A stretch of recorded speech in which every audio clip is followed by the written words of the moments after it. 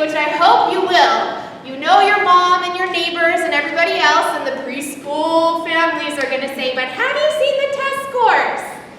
And you're going to have to, in your own heart and publicly, be able to say, I get it, I saw the test scores, and this is what I also saw.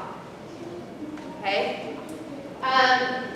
Let's see what else we have. Safety. So safety is another concern that often comes up, especially as we look at our little 4-year-olds going to kindergarten, and you may have heard rumors from the past that some of our schools in PUSD aren't safe. Those are rumors. Set foot on a campus, and I guarantee you'll see vibrant communities. As I explained from my daughter's first day, getting the concussion protocol, we have procedures, we have policies in place that are regulated by the government and enforced so that we can make sure all of our students are safe. And I really, don't believe that safety is a huge concern on our campuses, and I say this putting my name and reputation on the line.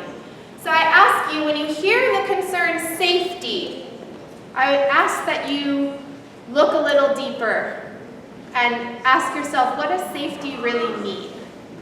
What are you trying to say? Or what are your friends or the preschool families trying to say when they hear the word safety? Because our kids are safe. Are they talking about something else? And I want you to be honest and think deeper. Community. So what do you envision for your child's school community? What do you want that to look like? So often we look at the photos or we hear the rumors, but what really do you want your child's school community to look like? What do you want, what do you want the photo to be? Who do you want your kid sitting next to? What does community mean to you in the context of a school community? And who gets included and who gets excluded at different school sites? At our schools in PUSD, they're open to our community. Everybody is included. Everybody has access. So what does a school community look like to you? What do you value? So look at your 3 values and make sure the school community that you're picking truly aligns with those values and not just with what you've heard. Okay? Diversity. What does diversity mean to your family? Is it a value for you? And what does diversity look like? Does diversity look like different languages, different ethnicities? Does it look like different socioeconomic classes? Does it look like our neighbors, our community? So what does diversity mean to you? And what are you comfortable with? And be honest when it comes to diversity. What are you truly comfortable with? One thing I want to emphasize are the benefits of integrated schools. So what the research shows us is when schools are integrated, all students do better. Those from middle and upper class families who went to an integrated school score as high or higher as their partners who are middle and upper class who went to segregated schools or more homogeneous schools.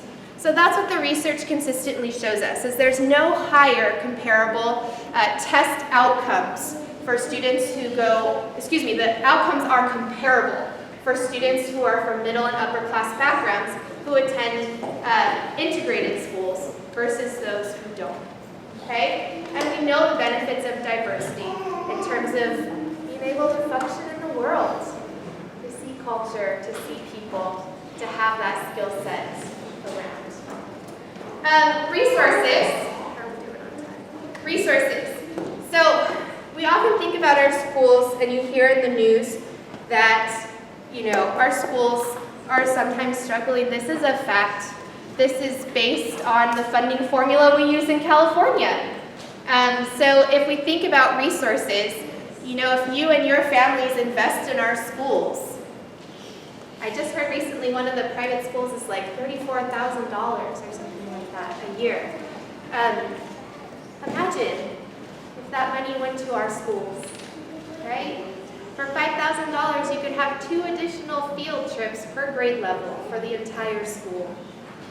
So if you and your family invested your resources, your connections, your time, your effort into our schools, what an even stronger and more beautiful, diverse community they would be. So where do you want to invest your resources? And I don't just mean financial, right? Your connections, your heart. So I'm going to talk a little bit about what our schools are. So I want you to think about those three values that you articulated, okay? So we serve Pasadena, Altadena, and Sierra Madre. We have 28 total schools, including 17 elementary schools. We have tons of programs. I'm not going to list them all because that will be another workshop you attend or a good Google dive one night. And we have plus or minus 16,000 students. So we're a good medium-sized school district. We have 3 languages in our dual language immersion programs. We have 6 magnet schools, and we have 9 career and college academies. So I know that Nancy always says, don't think about secondary school. I say the opposite. I am excited about our secondary schools. I say think about them. There is nothing but opportunity in our secondary schools. They're awesome. Our middle and high schools have it going on. So please look ahead and think ahead. Because oftentimes the choices that you make for elementary, for kindergarten, well there goes, who did that? For kindergarten, will have implications on those later choices, right? So look forward, look ahead. Oh, it's just one little more. This is a good break everybody needed from my voice. Yeah, totally got it.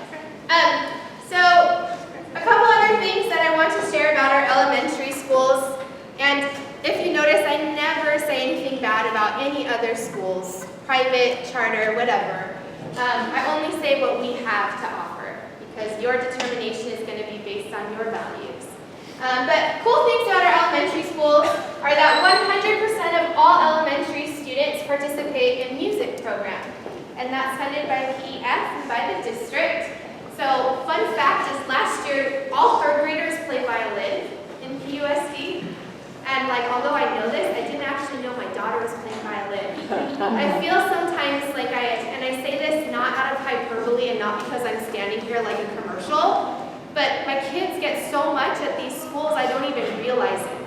So it didn't even dawn on me until 3/4 through 3rd grade when my daughter was like, hey, you want to play the violin? I had no idea because there's so much going on all the time. And then they get an opportunity in the later grades to play a band instrument or an orchestra instrument as well. 100% of our students participate in art in the elementary school through the My Masterpieces program that partnered at each grade level. And so the students get robust arts curriculum as well as a field trip to one of our local renowned art institutions. So that art and that music is integrated in every single school site as a value and something that we fund and prioritize. I also want to talk about technology. All of our schools have 3D printers at the elementary level and access to a wide variety of technological resources. So I know those things are often very important for families and looking ahead or looking at the STEM fields. Those are just a few highlights. That list of programs and cool stuff is so extensive, I couldn't even begin to tell you, but I'll be standing in the corner later. You're welcome to come up and we can chit-chat about it. And you're going to have all the different school representatives here who are going to tell you the amazing things about their schools. Okay? So what are kind of your next steps? So what I recommend that you do is start going on these school tours. School tours can be overwhelming. It's like, I don't even know what I'm looking for. Or what often happens is people arrive at school tours with this preconceived notion or with what the preschool families told them or what grandpa told them, and you only see the negative. And it becomes that confirming bias. Oh yeah, like they said that this was bad and then that's what you see, right? So instead I ask that you do the opposite. You want to confirm your values. That's why you're going to a school site, is to confirm your values. That what you see at that school site matches what is most important to you as a family. Okay? So what I encourage families to do, and this is what we did ourselves, is we figured out our 3 values. We literally folded the piece of paper into fourths, and we put one value in each corner, and then we listed things that we saw that were possibly concerning, and then the bonuses, like, ooh, did you see that? Did you check that out? And in that way, we approached all the school tours asset-minded, looking for the positive, looking for the things that our children would grasp onto, and the things that truly reflected our values. Okay? And so what we would list when we saw these things were the evidence that we found that this school had, in fact, lived up to this value that we purported to have. Okay? So this is kind of just a tool that I encourage you to do, or else it's just too much. It's too much to go on school tours. You guys crazy. But it doesn't have to be. All right? So your next steps. So what do we recommend that you do? And I realize some of you are looking at me like, this is not what I thought we were getting into. Really go home and recommit to those values. Talk with your family, whoever you know are making these decisions with, and really sit down and put pencil to paper and say, like, this is what we care about. This is who we are as a family. And commit to it. And don't waver. And shut out all the noise and everything you hear, because you know what your family wants for this educational experience. And then start visiting schools. So Nancy will talk to you about the future open enrollment workshop that they have, where they go through everything that has to do with the steps and details and processes of open enrollment, which is what we do in Pasadena Unified School District. You have the option to enter the lottery, and you get to prioritize the schools that you're interested in. Okay? And Nancy said at the very beginning that there's no one right school, and I believe that. When we did our list was long, because we went to these schools looking for assets that confirmed our values. And what we found was 9 or 10 of them that did. So we felt like we were in good hands. Our list was narrowed because our number 1 thing was dual language. But we had all these other schools listed that we felt really good about, because we knew they matched our values. Okay? So you can find out about all of the different school tours on the Penn website. They list them all out with a calendar and everything. You can also contact all of the schools and to schedule a school tour. They're offered usually monthly. Some schools are even weekly. Some are bi-weekly. So you kind of look at their schedule and get on those campuses with your little notes. And the last thing that I'll say is that you want to seek support. So continue to network with Penn. Talk to these school ambassadors who are here, who've been through the process, and talk to people who are informed. Okay? There's no one right school. There are so many good schools out there in our community that all of you can support, that your students will thrive in. And there are so many families, so many more than you might even realize, that are invested in these schools, that want your children to attend these schools and want to help you become an integral part of the school community. So stay connected and feel free to ask questions of everyone. Okay? I also want to just do a quick mention of, I really like this motto. This is from the Pasadena Educational Foundation, which is one of our big partners at PUSD, but I think it's helpful to keep in mind that here at PUSD we care about every student, every school, not just the ones you hear about. All of our schools matter because those are all of our students, and we care about them and see them each and every day. And I hope that that be a philosophy and a mantra that you also follow when you look around at our community and our schools. Okay? That's all I got!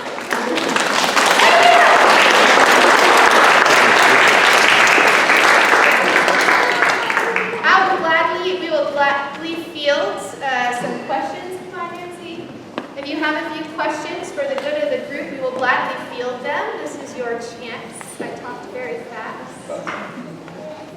So our people, yes? Could you tell us a little bit about ODC and ODC South? The what? Could you tell us a little bit about the schools ODC and ODC South?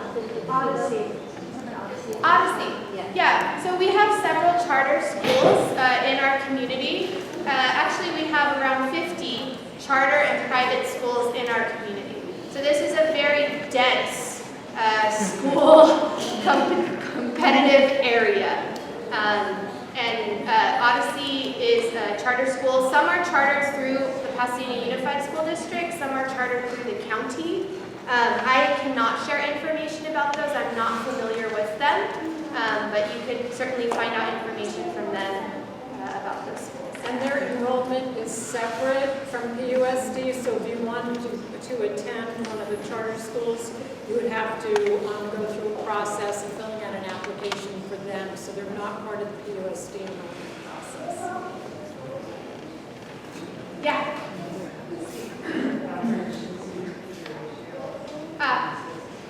Yeah, so that's a good question. That's dictated by the contracts. Oh, sorry, the student-teacher ratio. So that's dictated by the contracts. Does anybody happen to know, I'm looking around, what the ratio is? K3 is 24 to 1. K3 is 24 to 1. Yeah. Okay. But I think 4-6 is 33. Yeah. 32. Thank you.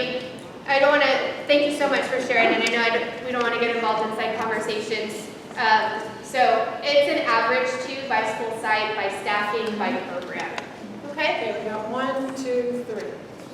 I was gonna say what she was saying, that it's an average, so some classes you might walk into Yep. 25, and the class next door might have 23. It's an average.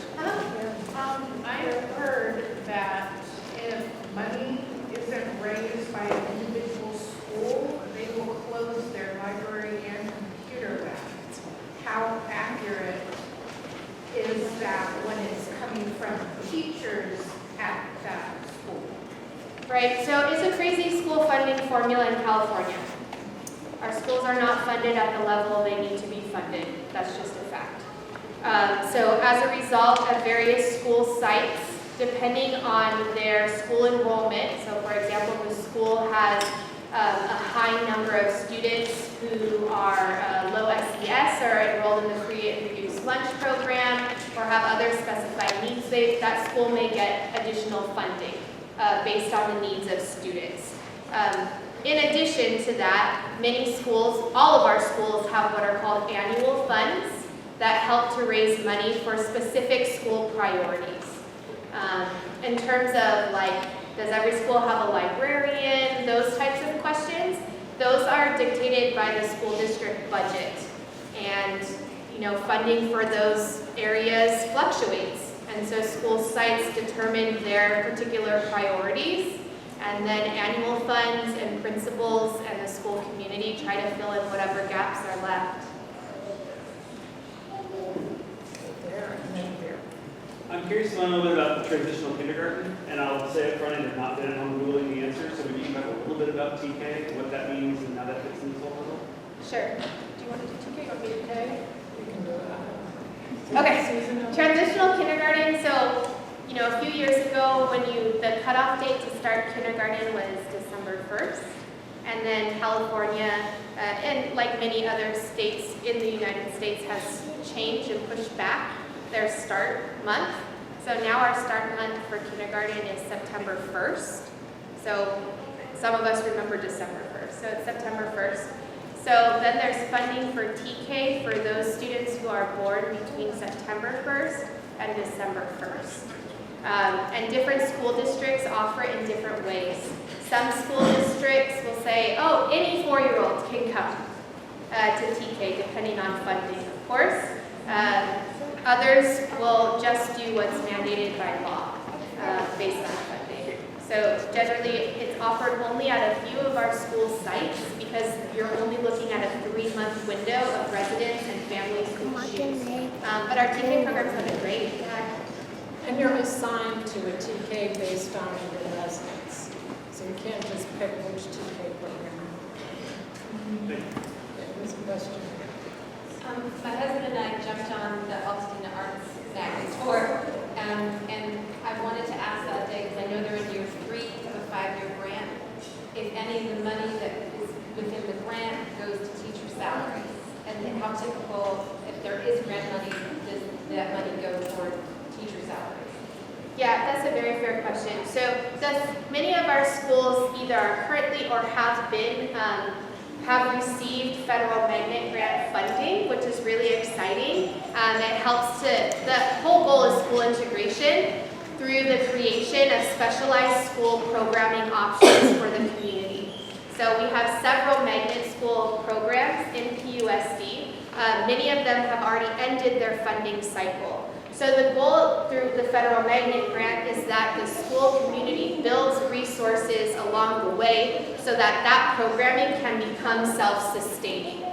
And so they're in year 3 at Altadena, so they're working really hard to institutionalize all of those programming options, and hopefully along the way we'll be able to fund them. Sometimes magnet money does pay for certain positions at the school site. And so the goal would be that along the way, as you build momentum, you also build up those funding resources and advocate at the district level as well to make sure that those positions and that specialized program has the funding that it needs.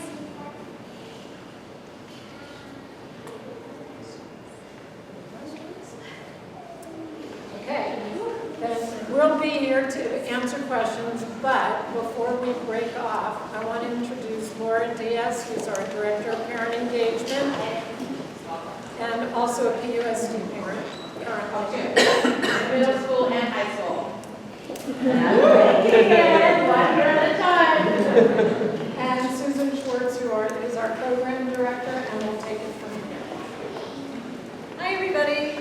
Thank you so much for coming, and thank you, Jennifer, for a wonderful presentation.